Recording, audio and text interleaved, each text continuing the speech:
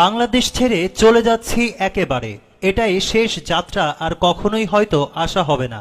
২০ বছর বয়সে নিজের পরিবারের জন্য এবং নিজের ভবিষ্যৎ সুন্দর করার জন্য জার্মানিতে পাড়ি জমিয়েছিলাম ১৫ বছর আগে। ঢাকায় ২টি ফ্ল্যাট কিনেছিলাম আমার নিজের টাকায়, একটা আমার মায়ের নামে আর একটা আমার স্ত্রীর নামে। আমার মা আবার ফ্ল্যাট আমার ছোট ভাইয়ের নামে লিখে দিয়েছে। দেশে আসার পর আমার ছোট ভাইয়ের ফ্ল্যাটে আমার জায়গা নেই। তাকে আমার টাকা দিয়ে পড়াশোনা করিয়েছি, সে এখন ভালো জব করছে।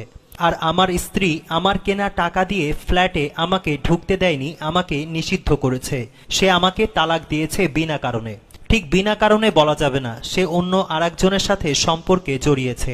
বাংলাদেশের ২০ দিনের মতো হোটেলে ছিলাম, আর আপন মানুষের প্রতারণাগুলো মুখ বুজে সহ্য করলাম। টাকার কাছে সবকিছু অসহায়। নিজের রক্তের বেইমানি, তারপর আপন স্ত্রী বেইমানি, সবকিছু আমাকে বিপর্যস্ত করে ফেলেছে।